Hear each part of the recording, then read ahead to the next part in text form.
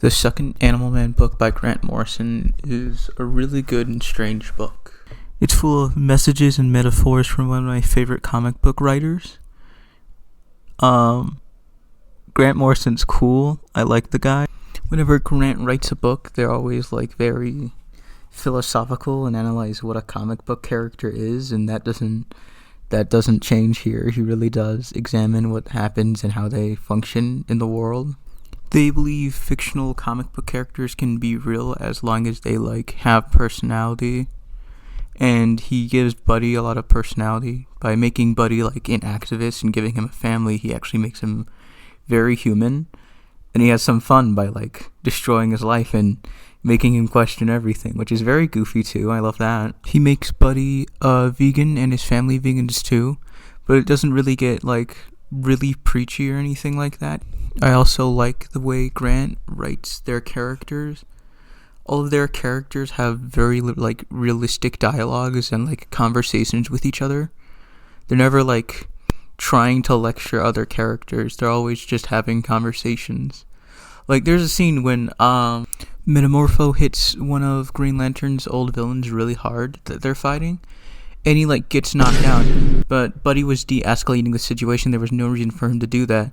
Everybody looks at him weird, right? But Metamorpho just looks around because he says it's the thing he's supposed to do. He's supposed to be a hero and he's supposed to beat up bad guys. And Grant explores this more by using Buddy and explaining that he doesn't want to change the world by hurting people. He wants to change it by bettering everything. He wants to help animals and help his children grow up in a world where they don't have to be around supervillains and stuff like that. There's a point in the book where he tries beating up supervillains, and after he does it, he regrets it immediately. He doesn't want to do it. So he tries to reverse time, and that was the biggest mistake he could have made in the book. Grant also uses the book to commentate on Crisis on Infinite Earths, which happened around the time, I think. But he uses Psychopirate as one of the main plot points inside of the book to bring back a bunch of erased and basically dead superheroes and stuff, because Psychopirate was forced to remember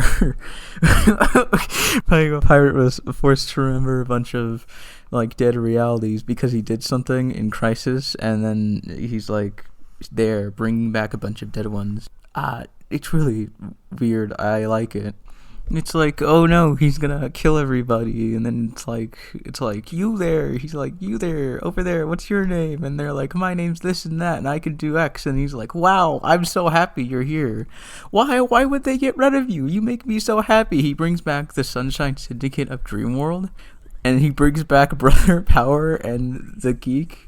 No, Brother Power the Geek, who's a living scarecrow thing. I love it. He brings back a bunch of people on Earth 3, which is basically the evil Justice League, and they're just standing around talking to each other. And then Animal Man shows up and has to fight an evil Superman. This book gets really wacky and crazy and so insane.